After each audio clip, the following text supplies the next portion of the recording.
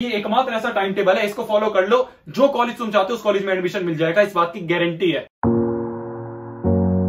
Hello everyone, this is शोभित देवान और आज की वीडियो में हम बात करने वाले हैं कि किस तरह से तुम अपनी 11th क्लास की बेस्ट शुरुआत कर सकते हो।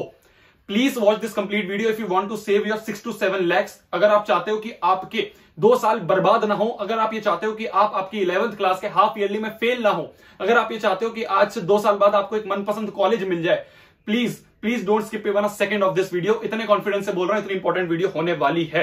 सारे फैक्ट्स उठा के यहां पे रख दूंगा। सबसे पहले तो मैं कौन होता हूं ये सब बोलने वाला। माय नेम इज शोभित निर्वाण and I am not a businessman. ठीक है, तुम सभी से 2-3 साल बड़ा एक भैया हूं। जो एग्जाम के लिए तुम एम कर रहे हो उस एग्जाम को मैंने क्रैक कर रखा है, बस इतनी सी बात है। तो जो जो चीजें तुम्हें करनी है और क्या क्या चीजें नहीं करनी है, सबसे इंपॉर्टेंट है क्या क्या चीजें नहीं करनी है, मिस्टेक्स क्या क्या नहीं करनी है, वो सब यहां पे तुम्हारे सामने मैं रख दूंगा। शुरुआत करते हैं यार। सबसे पहली चीज जो दिमाग में आती है कि भैया कोचिंग कौन सी लेनी है, उससे भी इंपॉर्टेंट कोचिंग लेनी जरूरी है भैया या उसके बिना भी काम चल जाएगा। देखो यार, समझते हैं कोचिंग तुम्हें क्या देती है। सबसे पहले हम उसके बेनिफिट देख लेते हैं, उसके बाद कुछ नुकसान भी देखेंगे, ठीक है, जिससे हमें और क्लियर हो जाए। हर चीज क्लियर करूंगा, ध्यान से सुनते रहना। फैक्ट्स रख रहा हूं हर एक तुम्हारे सामने। कोचिंग तुम्हें क्या देती है? सबसे पहले एनवायरमेंट देती है, बट कोविड के टाइम पे ऐसा तो है नहीं तुम ऑफलाइन जाके बैठ रहे हो, ऑनलाइन ही बैठे हो, अकेले बैठे हो, तो एनवायरमेंट वाली बात तो साइड में हो गई।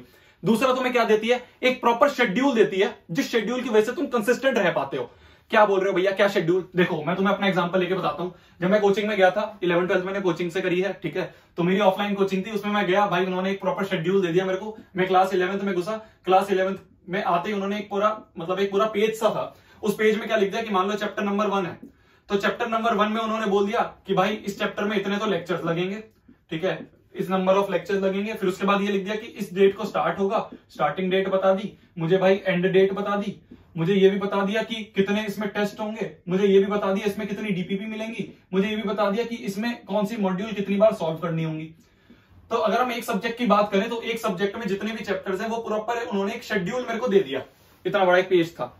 फिर जो तुम्हारी क्लासेस होती है वो शेड्यूल्ड होती है, ठीक है भाई। आज तुम्हारी मान लो कि आज भाई सुबह 7 बजे तुम्हारी इस सब्जेक्ट की क्लास है, ठीक है, 7 बजे तुम्हारी इस सब्जेक्ट की क्लास है, तो तुम्हें उठ के वो क्लास लेनी पड़ेगी, नहीं तो मम्मी की चप्पल उड़ती हुई आएगी। बट अगर तुम रिकॉर्डेड लेक्चर्स ले रहे हो, मान लो तुम कोचिंग नहीं ले रहे हो, तो रिकॉर्डेड लेक्चर्स में क्या होता है कि भाई तुम्हारा मन कर रहा है, तुम्हारा मान लो 7 बजे तुमने सोचा कि 7 बजे आज इस सब्जेक्ट की क्लास लूंगा, बट तुमने सोचा यार उठा तो जा नहीं रहा, 1 घंटे और सो लेता हूं, 2 घंटे और सो लेता हूं, बाद में ले लूंगा, रिकॉर्डेड ही तो पड़ी है यूट्यूब पे। तो इससे क्या होता है, तुम जो ये कॉन्टिन्यूटी है, ठीक है, जो कंसिस्टेंसी है, इससे तुम टूट जाते हो, ठीक है। तुम कंसिस्टेंट नहीं रहोगे, तुम्हें नहीं समझ में आएगा, बाद में ये प्रोक्रेस्टिनेट होता रहता है। अब मैं बिल्कुल ये नहीं कह रहा हूं कि यार कोचिंग 100% जरूरी है, ठीक है, मैं ना कोई ऑफलाइन कोचिंग में पढ़ाता हूं, ना मैं कोई ऑनलाइन कोचिंग में पढ़ाता हूं, मैं तुम सभी के सामने बस फैक्ट्स रखने वाला हूं। तो मैं ये नहीं कह रहा कि कोचिंग तुम्हारे लिए 100% जरूरी है, कि कोचिंग के बिना तो रिजल्ट ही नहीं निकल सकता। मैंने ऐसे दोस्त हैं मेरे जो कि एम्स में पढ़ रहे हैं, जो कि IIT में पढ़ रहे हैं, वो बंदे सेल्फ स्टडी से निकले हैं, तो उन्होंने सेल्फ स्टडी से एग्जाम को क्रैक करा है, ठीक है। कई बच्चों को होता है यार फाइनेंशियल इतनी अच्छी कंडीशन नहीं होती कि वो कोचिंग अफोर्ड कर पाए, तो कोई बात नहीं। अगर तुम ये चीज अपने आप बना सकते हो, तुम एक प्रॉपर शेड्यूल अपने आप बना सकते हो, तुम कंसिस्टेंट अपने आप रह सकते हो, तुम इतने मैच्योर अपने आप को समझते हो कि हाँ भैया मैं तो 2 साल तक आगे के इस शेड्यूल से चलूंगा, अगर इतने बजे मेरी क्लास मैंने शेड्यूल करी है, कितने बजे ये लेक्चर देखना है वो मैं देख लूंगा, तो बहुत बढ़िया यार, तुम्हें कोचिंग लेने की जरूरत नहीं है। इस कोचिंग में पैसा मत फूको, ठीक है, अगर तुम कंसिस्टेंट रह सकते हो तो। अब एक और मैं यहाँ पे पर्सनल एक्सपीरियंस तुम्हारे साथ शेयर करने वाला हूं। क्या होता है कोचिंग्स में, ये तुम्हें कोई नहीं बताएगा, ध्यान से समझना। कोचिंग्स में क्या होता है कि भाई बैचेस होते हैं, इतना तो तुम्हें पता ही होगा। आगे इंपॉर्टेंट बात है कि भाई मान लो A1, A2, A3, A4, फिर उसके बाद लेके A10, जितने तुम्हारे बच्चे आते रहेंगे उतने वो बैचेस बना देंगे। ये क्या होता है, किसी एक कोचिंग में मान लो कोई कोचिंग A है, उसमें ये क्या होता है, इस तरह से बैचेस होते हैं। अब जो ऊपर के टॉप बैचेस हैं, इसमें सारे तुम्हारे टॉप टीचर्स होंगे। टॉप टीचर्स का मतलब जो कि एक्सपीरियंस टीचर है भाई साहब, एचओडीज जो होते हैं ना सारे, वो सारे एक्सपीरियंस टीचर्स हैं। बट ये जो नीचे वाले बैचेस होते हैं, इसमें क्या करते हैं, वो नॉन एक्सपीरियंस, ऐसे ही जो कि नए फ्रेशर्स आते हैं ना, वैसे फ्रेशर टीचर्स होते हैं यहाँ पे। तो मैं अपनी 11th-12th में मैं इन बैचेस में भी रहा हूं, मैं अपनी 11th-12th में इन बैचेस में भी रहा हूं। जब मैं इन बैचेस में था ना अपनी 11th-12th में, तो मान लो मेरी 3 सब्जेक्ट है, फिजिक्स, केमिस्ट्री, मैथ्स। वीडियो ये हर एक स्ट्रीम वाले बच्चे के लिए है, ठीक है, मैं सिर्फ एग्जाम्पल लेके समझा रहा हूं। तो मान लो फिजिक्स, केमिस्ट्री और मैथ्स है, तो फिजिक्स, केमिस्ट्री और मैथ्स में कोई एक सब्जेक्ट मेरा ऐसा था, मान लो जैसे मैथ्स था, मैथ्स मेरे को समझ में नहीं आता था, मेरे को लगता था यार ये सारे टीचर इतने अच्छे नहीं है मैथ्स वाले नीचे वाले बैचेस में, इसलिए मेरे को समझ में नहीं आ रहा है, ठीक है। तो मैं सोचता था कि भाई ये जो ऊपर वाले टॉप टीचर्स होंगे ना तो बहुत अच्छे होंगे। मैं 12th में भाई टॉप बैच में गया, मेरे फिजिक्स, केमिस्ट्री और मैथ्स में केमिस्ट्री का एक ऐसा टीचर था जिसका मेरे को समझ में नहीं आता था। तो मेरे पास कई बच्चों के मैसेज आते हैं, है ना, वो क्या करते हैं, मेरे पास 4 नाम दे देंगे कि भैया A, B और C और D, ये 4 कोचिंग है भैया, इन चारों में से बता दो कौन सी अच्छी कोचिंग है। मैं कहता हूं चारों बेकार है। कोचिंग पे तो फर्क ही नहीं पड़ता, कोचिंग से कुछ फर्क नहीं पड़ता कि तुम्हारी उससे रैंक निकलेगी या फिर तुम उस कोचिंग में जाके सिलेक्ट हो जाओगे या फिर तुम्हें उस कोचिंग में जाके टीचर का समझ में आएगा। कोचिंग से नहीं फर्क पड़ता, फर्क पड़ता है कि तुम्हारी टीचर से कितनी अच्छी कनेक्टिविटी बैठ रही है। ये वाला टीचर केमिस्ट्री वाला मेरी पूरी क्लास को अच्छा लगता था, पर कुछ 10-15 ऐसे बच्चे थे जिनसे वो कनेक्शन नहीं बैठ पाता था। हमें ऐसा लगता था यार तेज भाग रहा है ये, ठीक है। और इसमें तो ये पूरी क्लास को नहीं अच्छा लगता था, इतना ऐसा ही टीचर था यार, वो जो नए नए आ जाते हैं फ्रेशर्स, उन्हें कुछ नहीं पता होता, ठीक है। तो तुम्हें कोचिंग्स पे नहीं देखना, मैं तो कह रहा हूं चारों बेकार हैं। चारों को फोन लगाओ, चारों को फोन लगाने के बाद बोलो कि भाई देख, हमें तेरी कोचिंग में एडमिशन लेना, पर उससे पहले तू मेरे को ट्रायल क्लास देगा। और ट्रायल क्लास ऐसी नहीं कि भाई 1-2 क्लास दे दी, 1-2 क्लासेस में क्या है, हर एक टीचर अच्छा पढ़ा देगा। कोई भी नया फ्रेशर टीचर है 1-2 क्लास के लिए रट के आ जाएगा, अच्छा पढ़ा देगा। 1-2 क्लास नहीं चाहिए, पूरा एक चैप्टर पढ़ाओ। और पहला चैप्टर भी नहीं, बीच में से कोई एक चैप्टर उठा के मेरे को पढ़ा के दिखा, तब मैं मानूंगा कि हाँ यार ये टीचर मेरे से अच्छा बैठ रहा है। 2 लाख रुपए भर रहा हूं मैं तेरी कोचिंग में, ठीक है, 2 लाख कम अमाउंट नहीं होता। तो मेरे से भाई अभी 2000 रुपए ले ले और 2000 रुपए लेके एक चैप्टर पढ़वा दे, ठीक है, मेरे को एक चैप्टर पढ़वा दे। अगर मेरे को अच्छा लगा तो मैं आगे एडमिशन ले लूंगा। 1,98,000 रुपए तो बचेंगे 2000 रुपए देके, ठीक है, 2 लाख रुपए तो नहीं वेस्ट होंगे। दिमाग लगाओ थोड़ा सा, हर एक कोचिंग को बोलो मेरे को चाहिए ट्रायल क्लास, नहीं दे रहे तो कोई बात नहीं, दूसरी कोचिंग है। समझ में आ रही मेरी बात? जितने भी चाहे तुम ऑनलाइन में ले रहे हो या फिर ऑफलाइन कोई ऐसी कोचिंग है जो कि ऑनलाइन पढ़ा रही है, सब में ये बात तुम बोल सकते हो और तुम्हारा हक है, तुम ले सकते हो अपनी ट्रायल क्लासेस। 2 लाख रुपए 6 लाख रुपए वेस्ट करना कोई पॉइंट नहीं बनता है अगर तुम्हारे टीचर ही नहीं समझ में आ रहा है। मैंने ऐसे ऐसे बच्चे देखे हैं जो कि क्या करते हैं, भाई साहब एक तो ले ली उन्होंने अपनी कोचिंग, ठीक है, अब इस एक बड़ी सी कोचिंग में एडमिशन ले लिया, बट इस कोचिंग में मान लो तुम्हारे जैसे मैं बोल रहा हूं, मेरे को एक सब्जेक्ट समझ नहीं आ रहा, मान लो केमिस्ट्री समझ नहीं आ रहा, तो मैंने क्या करा, इसकी एक प्राइवेट ट्यूशन लगा दिया। अब इसके प्राइवेट ट्यूशन लगा लिया, वो प्राइवेट ट्यूशन वाला अलग टाइम ले रहा है, ये कोचिंग वाला अलग टाइम ले रहा है, तो मेरे पास और टाइम बचा ही नहीं। इसलिए पहले से ही प्रिपेयर होके चलो। तो ये कोचिंग वाला फंडा तो समझ में आ गया होगा। कोचिंग पे डिपेंड नहीं करता, टीचर पे डिपेंड करता है। ट्रायल क्लासेस लो, और हाँ एक बात और, उस कोचिंग से ये बात कंफर्म कर लेना कि हाँ भाई मेरे को इस टीचर से पढ़ना है। मान लो कोई मिस्टर एक्स है, इस मिस्टर एक्स टीचर से पढ़ना है, तो ये मिस्टर एक्स टीचर मेरे को एंड तक पढ़ाना चाहिए, बीच में छोड़ के नहीं भागना चाहिए। कॉन्ट्रैक्ट है ना तेरे पास? कई बार ऐसा होता है 1-2 महीने के लिए होता है टीचर, फिर उसके बाद वो गेस्ट टीचर होता है, छोड़ के चले जाता है। ये इनसाइट्स बता रहा हूं तुम्हें मैं, ठीक है, इसलिए ध्यान से समझना। तो ये बात आ गई तुम्हारी कोचिंग की, कैसे तुम्हें कोचिंग चूज करनी है, अगर लेनी है तो। नहीं लेनी, अफोर्ड नहीं कर पाते, भैया तुम्हारा खड़ा है, ठीक है। आगे बढ़ते हैं। आगे आता है टाइम टेबल, कि भैया हमें किस शेड्यूल से अपनी 11th-12th अच्छी तरह स्टार्ट करें, जिससे कि एंड में जो तुम कहते हो भैया की परेशानी ना आए। अब देखो, हर एक बच्चे के पास दिन में कितने घंटे हैं? 24 घंटे। बच्चे के हर एक बंदे के पास ही दिन में 24 घंटे हैं। अब इस 24 घंटे में बच्चा भाई 8 घंटे कहां चले गए? 8 घंटे तो सोने में चले गए इसके। फिर उसके बाद तुम्हारे 4 घंटे में मान लेता हूं तुम्हारी जो भी को करिकुलर एक्टिविटीज होती है, नहाना धोना खाना, है ना, मम्मी के साथ झाड़ू पोछा लगवाना, घर को साफ करना, ये सारी जो एक्टिविटीज है उसमें मैं मान लेता हूं तुम्हारे 4 घंटे चले गए। बचे कितने घंटे? 12 घंटे। इन 12 घंटे में एक बच्चे को कौन कौन सी चीजें संभालनी है? 3 चीज संभालनी है, ठीक है। पहली चीज कौन सी होगी? तुम्हारी स्कूल। स्कूल कितना टाइम ले लेता है? स्कूल ले लेता है तुम्हारा 5 से 6 घंटे। तो 5 से 6 घंटे तो तुम्हारे स्कूल में चले गए। फिर स्कूल का होमवर्क भी है, इस स्कूल का होमवर्क के लिए मान लेता हूं मैं 2 घंटे, ठीक है, इतना तो एवरेज जाता ही है। अब इसके बाद तुम्हारी आ गई क्लासेस। क्लासेस कौन सी? या तो तुम यूट्यूब पे रिकॉर्डेड लेक्चर दे रहे हो, या फिर तुम कोचिंग में पढ़ रहे हो। कोचिंग या फिर यूट्यूब, इसमें तुम पढ़ रहे हो, ठीक है, पढ़ रहे हो। मैं फिर बोल रहा हूं, पढ़ रहे हो, तुम ज्ञान सिर्फ ले रहे हो, तुम अपने आप कुछ नहीं कर रहे। इस बात को समझो, रिवाइज करने में, अपने आप पढ़ने में और टीचर से ज्ञान लेने में अंतर होता है। तो इस समय पे तुम सिर्फ सामने से सुन रहे हो। बाद में अब तीसरी चीज कौन सी आती है? तीसरी चीज आती है तुम्हारी सेल्फ स्टडी। तो यहां तुम्हारे 5 से 6 घंटे लग गए, उसके होमवर्क में 2 घंटे, क्लासेस में तुम्हारे फिर 5 से 6 घंटे लग रहे हैं। भाई 6 घंटे यहां चले गए, 6 घंटे यहां चले गए, 2 घंटे यहां चले गए, टाइम का बचा। ये सेल्फ स्टडी के लिए टाइम का बचा तुम्हारे पास। यही सबसे बड़ी प्रॉब्लम है इस समय 11th-12th वाले बच्चों के लिए। एक बात ध्यान से समझ लो, अगर तुम किसी भी कॉम्पिटिटिव एग्जाम की तैयारी कर रहे हो, चाहे वो जेई हो, नीट हो या कोई भी एग्जाम हो, अगर तुम खाली सिलेबस को पढ़ के जा रहे हो, सिलेबस कंप्लीट करने से ये एग्जाम क्रैक नहीं होगा। रियलिटी है, फैक्ट बता रहा हूं। तुम्हें एटलीस्ट 5 से 6-7 बार रिवाइज करना होगा। 10 लाख बच्चे एग्जाम में बैठते हैं यार, कहां है जगह? 10 लाख बच्चे एग्जाम में बैठते हैं, ठीक है। 10 लाख बच्चों में से हर एक बच्चे का जो सिलेबस है वो कंप्लीट हो जाता है। एंड तक रोते रोते धक्का मार मार के बच्चा सिलेबस तो कंप्लीट कर ही लेता है। 100% सिलेबस कंप्लीट है हर बच्चे का। बट सिलेक्शन कितना है? सिलेक्शन कितना होता है? 1% बच्चे का। वो 1% बच्चा कौन होता है? वही बंदा होता है जो कि 7 से 8 बार रिवीजन करके बैठा होता है, सैंपल पेपर करके बैठा होता है, इतनी बार रिवीजन कर रखा है कि उसे नोट्स उठाने की जरूरत नहीं पड़ती, रटा हुआ है हर चीज, ठीक है। तो एक बात समझ लो कि खाली क्लासेस से सुनने से तुम्हारा सिलेक्शन नहीं हो सकता। खाली बोर्ड तक का गोल है तो बात अलग है। अब भाई इसको क्रैक कैसे करें भैया, इसको कैसे ब्रेक करें, ये जो चीज चली आ रही है इसको कैसे क्रैक करें, हम इसी के बारे में बात करते हैं। सबसे पहला आता है तुम्हारा स्कूल। ठीक है, स्कूल में क्या है भाई, अब तुम इतने मैच्योर हो, मैं तुम सभी से ये बात बोल सकता हूं, अब तुम इतने मैच्योर हो, तुम्हें पता है कि तुम्हारे स्कूल में पढ़ाई हो रही है या नहीं हो रही। ठीक है, थोड़ी सी हार्ड बात लग सकती है बट ये रियलिटी है। तुम्हें पता है कि तुम्हारे स्कूल में सिर्फ टाइम पास हो रहा है, सिर्फ नाम के लिए पढ़ाई हो रही है या फिर सच्ची में पढ़ाई हो रही है। अगर सिर्फ नाम के लिए पढ़ाई हो रही है तो इसे कर दो स्किप। ठीक है, ये जो तुम्हारे 5 से 6 घंटे है ना, इन 5 से 6 घंटे को, कोई बच्चा डमी स्कूल ले रहा है तो बात ही अलग है, बट अगर कोई बच्चे ने स्कूल ले रखा है और उसे पता है उसके स्कूल में पढ़ाई नहीं हो रही, तो ये ऑनलाइन क्लास तुम्हारी चल रही है 5 से 6 घंटे, कैमरा ऑन करो, नीचे अपनी ट्यूशन की कॉपी रखो और सेल्फ स्टडी करो। इस टाइम को तुम्हें कंज्यूम करना है अपने सेल्फ स्टडी में, इस टाइम को कंज्यूम करना है किसमें, सेल्फ स्टडी में। ठीक है, और हाँ अगर क्लास अच्छी हो रही है भाई, स्कूल में अच्छी तरह पढ़ाई हो रही है तो ठीक है भाई, बैठ के पढ़ भी लेंगे। अब बात आती है तुम्हारी क्लासेस की, यहां तक तो टाइम निकल गया।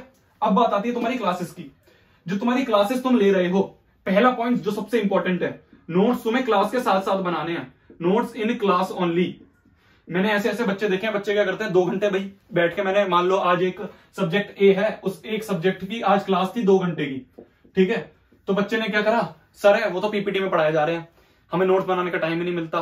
भाई उसको बोलो कि मेरे को नोट्स बनाने हैं, मैं बाद में टाइम नहीं वेस्ट कर सकता। इस बच्चे ने 2 घंटे की क्लास ली, फिर उसके बाद 2 घंटे बैठ के नोट्स बना रहा है उस क्लास के, तो क्यों टाइम वेस्ट कर रहे हो। जिस समय क्लास चल रही है उस समय पे तुम्हें नोट्स बनाने हैं, बाद में बैठ के नोट्स सजा के नहीं लिखने। समझ में आ रही है मेरी बात। तो जिस समय क्लास चल रही है उसी समय नोट्स बनाने हैं। दूसरी चीज, अच्छे नोट्स बनाने हैं, ऐसे नोट्स बनाने कि अगर तुम उसको उठा के 2 साल बाद पढ़ो तो तुम्हें समझ में आए।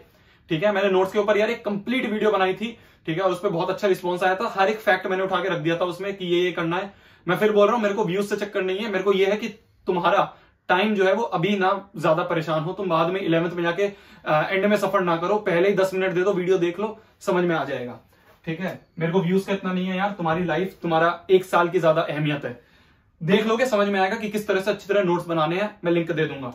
ठीक है, तीसरी चीज ये आती है आस्क डाउट्स। टीचर पढ़ा रहा है, अगर कोई भी एक चीज समझ में नहीं आ रही है तो तुम्हारा ये हक बनता है, तुम उसको बीच में रोक के पूछ सकते हो कि सर ये समझ में नहीं आ रहा, ये क्वेश्चन नहीं आ रहा है, ये टॉपिक समझ में नहीं आ रहा, एक बार वापस रिपीट करो। डरो मत, शर्माओ मत कि यहाँ पे बैठी लड़की या फिर यहाँ पे बैठा लड़का तुमसे कहेगा कि ये तो फुद्दू बंदा है, ऐसा कुछ नहीं है। समझ में आ रही है मेरी बात। जितने डाउट पूछ सकते हो डाउट पूछो। मैं फिर बोल रहा हूँ, रिग्रेट होता है बाद में। आज तुमने नहीं पूछा शर्म के मारे, बाद में मान लो टेस्ट में कोई सवाल आ गया और वही सवाल आ गया जो कि तुम्हारा डाउट था। मेरे को पता है, मैंने खुद पर्सनल एक्सपीरियंस करा है, अगर वो सवाल नहीं होता है उस समय तो उससे ज्यादा रिग्रेट होता है। तो जितने हो सकते हैं डाउट पूछो। ठीक है, डाउट पूछना एक अच्छी आदत है, इसको बुरा मत मानो। तुम ये मत मानो कि तुम बहुत नीचे हो पूरी क्लास से।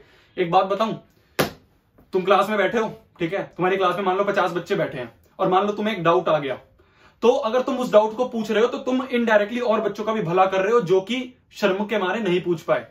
25 बच्चे ऐसे होंगे जिनको सेम डाउट होगा बट वो शर्म के मारे नहीं उठ के पूछ पाते। ठीक है, तो ये मत सोचो खाली तुम ऐसे हो जिसको डाउट आ रहा है, बहुतों को आता है बट वो शर्म के मारे नहीं पूछते। तुम आगे बढ़ के पूछ सकते हो, तुम्हारा हक है, तुमने पैसा भरा है 2 लाख रुपए। समझ में आ रही है मेरी बात। अब आगे बढ़ते हैं, ये आगे तुम्हारा क्लासेस का। ठीक है, तुमने नोट्स बना लिया, अच्छे नोट्स बनाए, डाउट्स पूछ लिया, हर चीज क्लियर है। अब आते हैं तुम्हारी सेल्फ स्टडी में। टाइम तो तुमने यहां से निकाल लिया, तो सेल्फ स्टडी के लिए तो तुम्हारे पास टाइम है। एक पॉइंट यहां पे मैं रखना चाहता हूं, कैसे तुम्हें सेल्फ स्टडी करनी है। ठीक है, बहुत ध्यान से समझना। भाई मान लो कोई तुम्हारा सब्जेक्ट है ए, ठीक है, इस ए सब्जेक्ट की, यार यहां पे दिख रहा होगा तुम्हें, चलो ठीक है मैं यहां नीचे लिख देता हूं, एक सेकेंड, यहां पे लिख देते हैं। कोई सब्जेक्ट है मान लो ए, इस ए सब्जेक्ट की मान लो 23 तारीख को क्लास थी, आज 23 है, 23 तारीख को ए सब्जेक्ट की तुम्हारी 2 घंटे की क्लास थी। मान लो अब तुम्हारी 24 को छुट्टी है, 24 को ए सब्जेक्ट की नहीं किसी और सब्जेक्ट की है, बाद में 25 को इस वापस ए सब्जेक्ट की क्लास है 2 घंटे की, तो तुम्हारे पास अराउंड 1-2 दिन का गैप है। ठीक है, अब इन 2 दिन के गैप में तुम्हारे मिनिमम 3 बार रिवीजन हो जाने चाहिए। क्या बात कर रहे हो भैया, 3 बार रिवीजन, कैसी बात कर रहे हो? 3 बार रिवीजन नोट्स के कैसे होंगे ये समझाता हूं। 3 बार तुम्हें रिवीजन करने हैं, 1 2 3। सबसे पहला जो रिवीजन होगा उसमें अराउंड तुम्हें 1.5 घंटे लगेंगे नोट्स रिवाइज करने में। इनमें क्या क्या करना है तुम्हें, सबसे पहली चीज जो तुम्हें करनी है वो ये कि तुम्हें क्वेश्चंस फ्रेम करने हैं।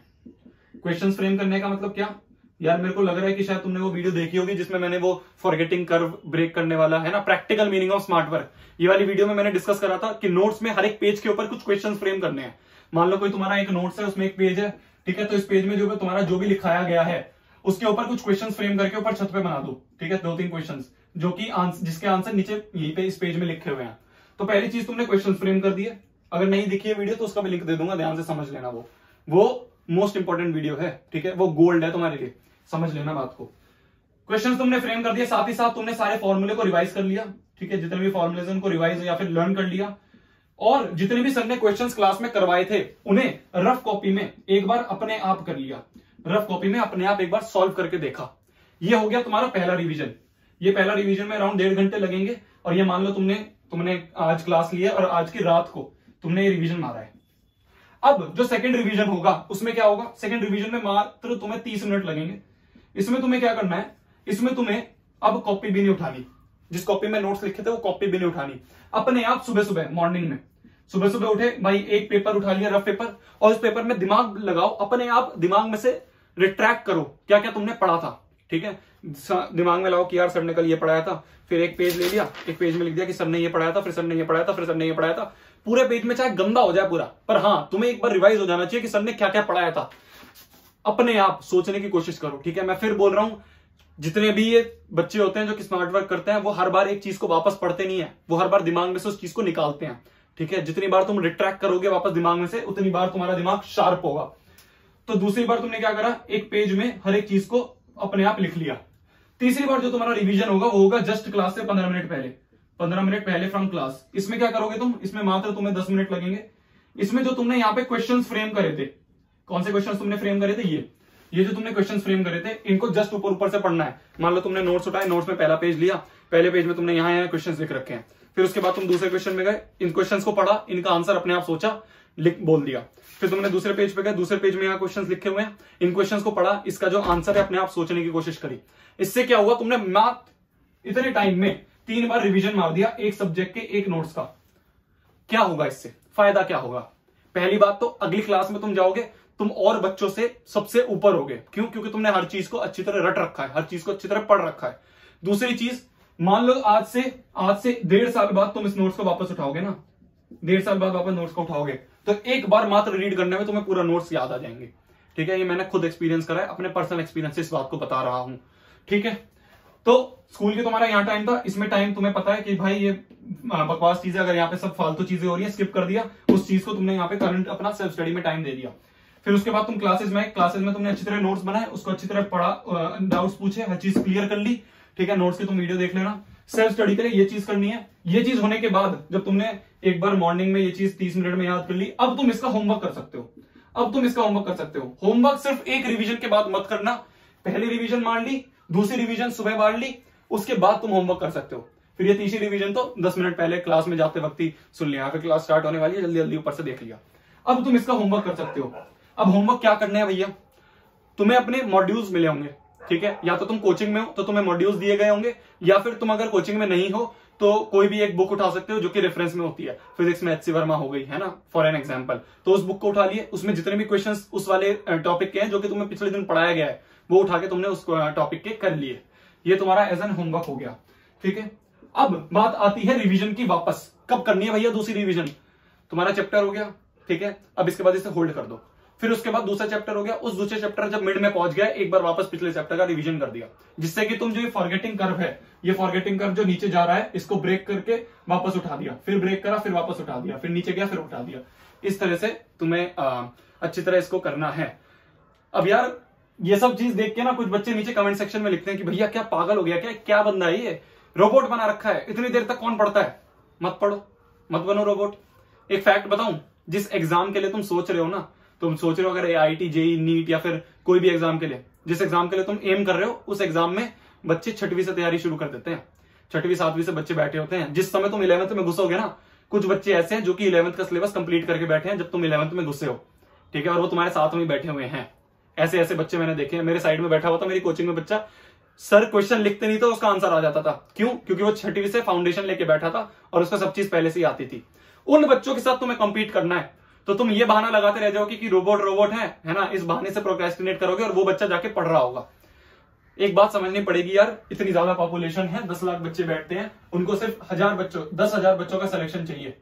तो अगर उन्हें 10 लाख में से 10,000 बच्चे चाहिए तो वो उसको टफ बनाएंगे, और टफ अगर तुम एग्जाम को एम कर रहे हो तो तुम्हें उसके लिए मेहनत करनी पड़ेगी। मैं डरा नहीं रहा हूं, अवेयर कर रहा हूं, ठीक है। नहीं तो बाद में जाके यार कुछ बच्चे होते हैं वो बोलते हैं कि भाई मेरे को किसी ने कुछ बताया ही नहीं, इसलिए मैं 11th में बहुत परेशान रहा। मैं बताने बैठा हूं ना, पहले से ही अवेयर रहो, जिससे कि एंड में तुम ये जो बहाना ही है ना दे सको कि यार मेरे को कुछ बताया नहीं इसलिए मेरी 11th खराब हो गई। मैं ये नहीं चाहता कि मेरे से पढ़ा हुआ एक भी बच्चा एंड में ये बोले कि यार मेरी 11th बर्बाद हो गई। मैंने ये चीज देखी है, बहुत ज्यादा सफर होता है जब 11th बर्बाद हो जाती है। ठीक है, तुम किसी भी सीनियर से जाके पूछ लेना, 90% बच्चे ऐसे होंगे जिनकी 11th बर्बाद बैठी होगी। क्यों? क्योंकि शुरू से कंसिस्टेंट नहीं रहते हैं। एकमात्र ये ऐसी चीज है, ये एकमात्र ऐसा टाइम टेबल है, इसको फॉलो कर लो, जो कॉलेज तुम चाहते हो उस कॉलेज में एडमिशन मिल जाएगा, इस बात की गारंटी है। ये चीज अगर तुमने एंड तक फॉलो कर ली, ठीक है, कंसिस्टेंट रहो भाई साहब, यूपीएससी निकाल सकते हो कंसिस्टेंट रहने से। इतनी बात ध्यान से समझना, ठीक है। तो आई होप ये सब चीज समझ में आई होगी। टेंशन मत लो, तुम्हारा भैया यहाँ पे खड़ा है, किसी भी चीज में कोई भी पॉइंट पे प्रॉब्लम आती है मैं बैठा हूं, मैं हर चीज का तुम्हें जाके जो मेरे से बेस्ट सोल्यूशन हो पाएगा मैं वो दूंगा। तब तक के लिए भाई पढ़ना है, फोड़ना है, कहर मचा देना है और आग लगा देनी है। अच्छी शुरुआत करना है 11th में, ठीक है। Best of luck, bye. चलो पढ़ लो, बाय।